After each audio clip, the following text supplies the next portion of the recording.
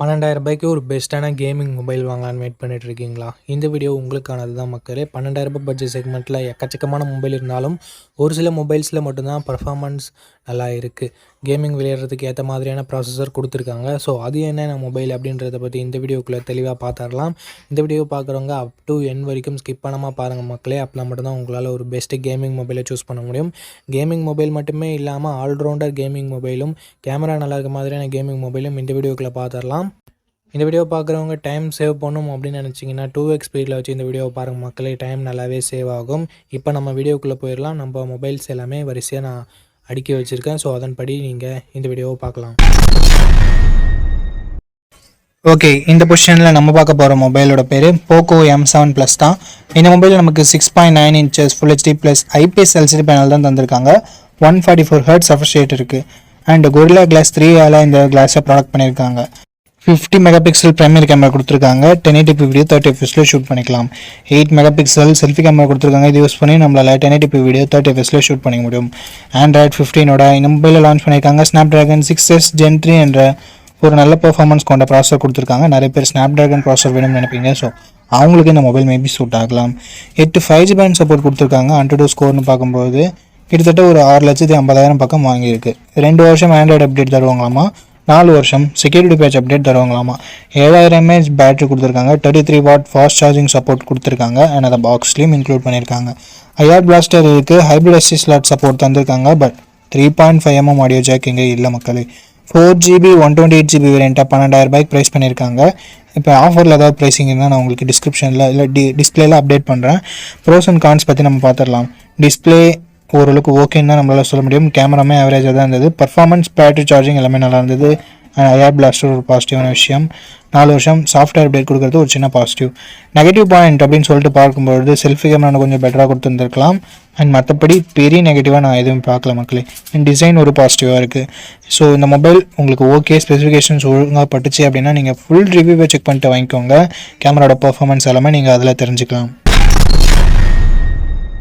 Okay, இந்த இடத்துல நம்ம பார்க்க போகிற மொபைல் ஓப்போ K13X தான். இந்த மொபைலில் நமக்கு 6.67 inches HD ப்ளஸ் டிஸ்பிளே தான் கொடுத்துருக்காங்க.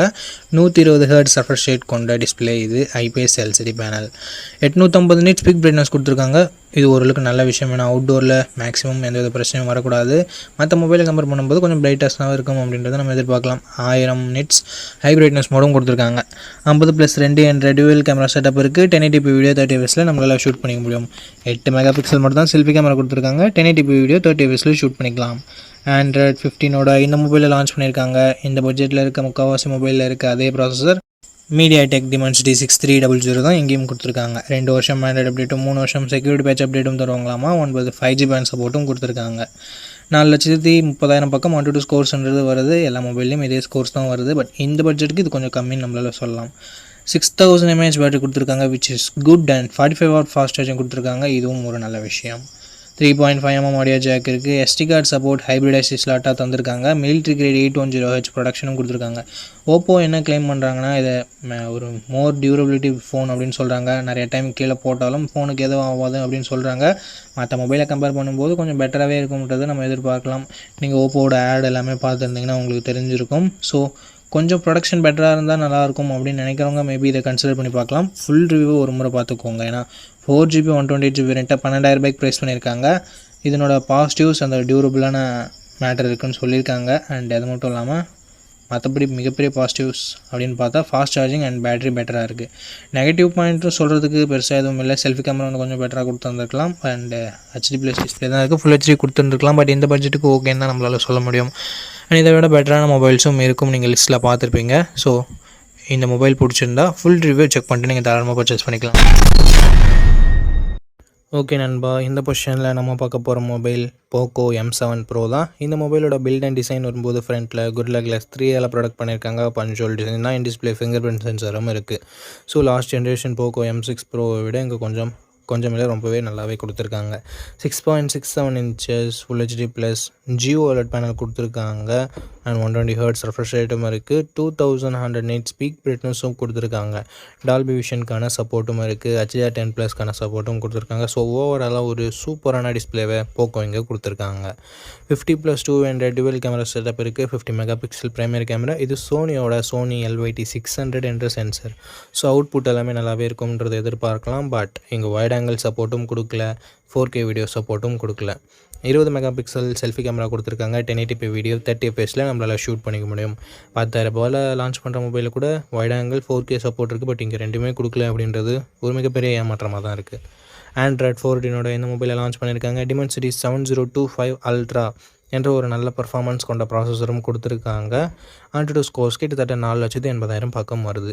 பட் இதை விட பெட்டரான பர்ஃபார்மன்ஸ் கொண்ட மொபைலும் மார்க்கெட்டில் இருக்குது. 11 5G பேண்ட் சப்போர்ட்டும் இருக்குது நண்பா. 2 வருஷத்துக்கான ஆண்ட்ராய்டு அப்டேட்டும் 4 வருஷத்துக்கான செக்யூரிட்டி பேட்ச் அப்டேட்டும் தருவாங்களாமா. 5110 mAh battery and 45 watt fast charging சப்போர்ட்னு சொல்லிட்டு பேட்டரி அண்ட் சார்ஜிங் கொஞ்சம் நல்லாவே இருக்குது.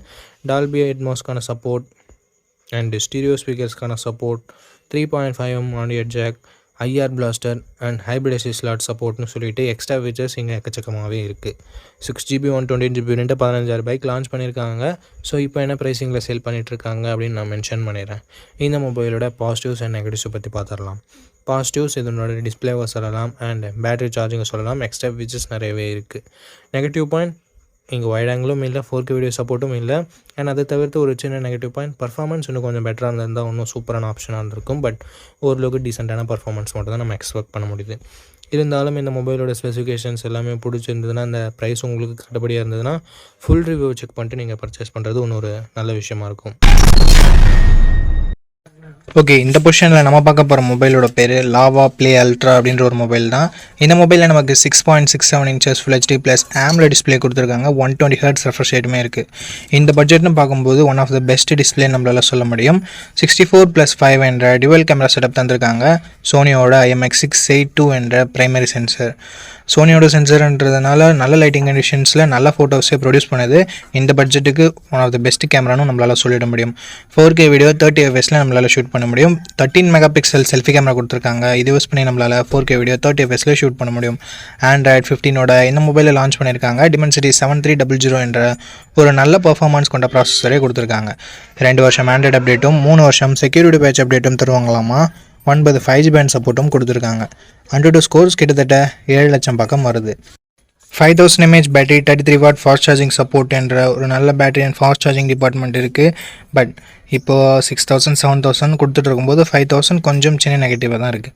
ஸ்டீரியோ ஸ்பீக்கர்ஸ் இருக்குது. 3.5mm ஆடியோ ஜாக் கொடுத்துருக்கிறது ஒரு பாசிட்டிவான விஷயம். ஹைப்ரிட் எஸ்டி ஸ்லாட் சப்போர்ட்டும் தராங்க. ஃப்ரீயாக ஹோம் சர்வீஸ் வேறு பண்ணித்தரோம்னு சொல்லியிருக்காங்க. 6GB 128GB வேரியண்ட்டை 13,000 ரூபாய்க்கு ப்ரைஸ் பண்ணியிருக்காங்க. ஆஃபர் ப்ரைஸிங்கை நான் டிஸ்பிளேயில் கொடுத்துட்றேன். இந்த மொபைலோட பாசிட்டிவ்ஸ் அண்ட் நெகட்டிவ்ஸ் பொறுத்த வரைக்கும் display, camera, performance and extra features எல்லாமே பாசிட்டிவாக இருக்குது. நெகட்டிவ் பாயிண்ட்னு சொல்லும்போது பெருசாக எந்த வித நெகட்டிவ் பாயிண்ட்டும் சொல்கிற மாதிரி இல்லை. பேட்டரி கொஞ்சம் சின்ன நெகட்டிவாக இருக்குது. 5000 mAh ஓகேனா ஒரு நல்ல ஆல்ரவுண்டிங் ஸ்மார்ட் ஃபோன், க்ளீனான யூஐயோடு எதிர்பார்க்குறீங்கன்னா லாவா ஒரு சூப்பரான ஆப்ஷனாகவே இருக்குது. ஃபுல் ரிவ்யூ செக் பண்ணிட்டு வாங்கிக்கிறதா இருந்தால் வாங்கிக்கலாம். ஓகே, இந்த பொசிஷனில் நம்ம பார்க்க போகிற மொபைல் Infinix Note 50X அப்படின்ற ஒரு மொபைல் தான். இந்த மொபைலில் நமக்கு 6.67 inches HD+ டிஸ்பிளே மட்டும் தான் கொடுத்துருக்காங்க. 120 Hz ரெஃப்ரெஷ் ரேட் இருக்குது அண்ட் IPS LCD பேனல் நமக்கு கொடுத்துருக்காங்க. 560 nits பீக் பிரைட்னஸ் கொடுத்துருக்காங்க. ஸோ அவுட்டோரில் ஓரளவுக்கு ஓகேவான பிரைட்னஸ்ன்றதை நம்ம எதிர்பார்க்கலாம்.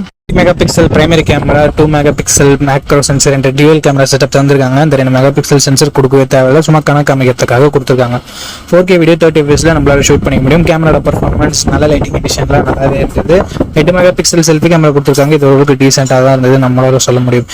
2K வீடியோ 30 fps நம்மளால ஷூட் பண்ணிக்க முடியும். Android 15 இந்த மொபைலில் லான்ச் பண்ணியிருக்காங்க. Dimensity 7300 அல்டிமேட் என்ற ஒரு நல்ல பர்ஃபார்மன்ஸ் கொண்ட ப்ராசஸர் கொடுத்துருக்காங்க. 7300 தான், ஜஸ்ட் ரீபிராண்ட் பண்ணியிருக்காங்க. அண்ட் 10 5G பேண்ட் சப்போர்ட் இருக்குது. 2 வருஷம் ஆண்ட்ராய்டு அப்டேட்டும் 3 வருஷம் செக்யூரிட்டி பேட்ச் அப்டேட்டும் தருவாங்களாமா. AnTuTu ஸ்கோர்ஸ் 6,20,000 பக்கம் வருது.